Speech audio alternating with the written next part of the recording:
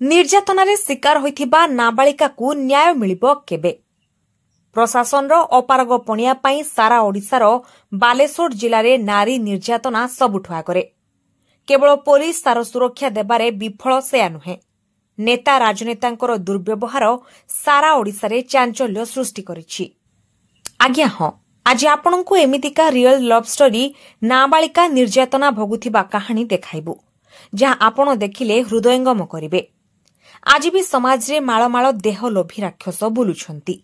ସୁବିଧା ସୁଯୋଗ ଦେଖି ପ୍ରେମରେ ମିଠା କଥା କହିବେ, ପରେ ପ୍ରେମ ଜାଲରେ ଫସାଇ ଶରୀରକୁ କୁକୁର ଭଳି ଝୁଣି ଝୁଣି ଖାଇ ଅଧରାତିରେ ବିଚ୍ ରାସ୍ତାରେ ଛାଡ଼ି ଛୁ ହୋଇଯିବେ।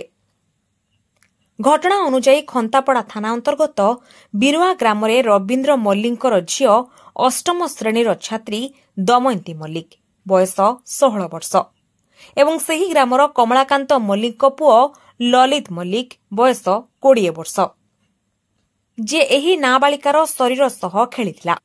ଗ୍ରାମବାସୀମାନେ ଘଟଣା ସମ୍ପର୍କରେ ଜାଣିବା ପରେ ଗ୍ରାମରେ କଙ୍ଗାରୁ କୋର୍ଟରେ ହୋଇଥିଲା ସମାଧାନ। କମଳାକାନ୍ତ ମଲ୍ଲିକଙ୍କର ପୁତ୍ରବଧୂ ହୋଇ ରହିବ ଦମୟନ୍ତୀ। 2 ମାସ ରହିଲା ପରେ ନିର୍ଯାତନାରେ ଶିକାର ହୋଇଥିଲା ସେ।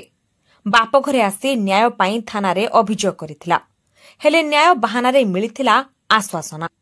ଶେଷରେ ନ୍ୟାୟ ପାଇଁ ନୟାନ୍ତ ହୋଇ ଏସ୍ପିଙ୍କୁ ଲିଖିତ ଅଭିଯୋଗ ଜଣାଇଥିଲେ।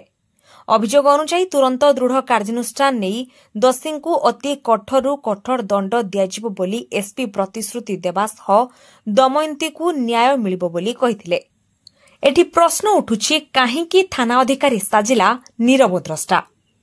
କାହା ଚାପରେ ନାବାଳିକାକୁ ନ୍ୟାୟ ଦେବାରେ ବିଫଳ ହୋଇଥିଲା? ତେଣୁ ତୁରନ୍ତ ନ୍ୟାୟ ଦେବାକୁ ସାଧାରଣରେ ଦାବି ହୋଇଛି।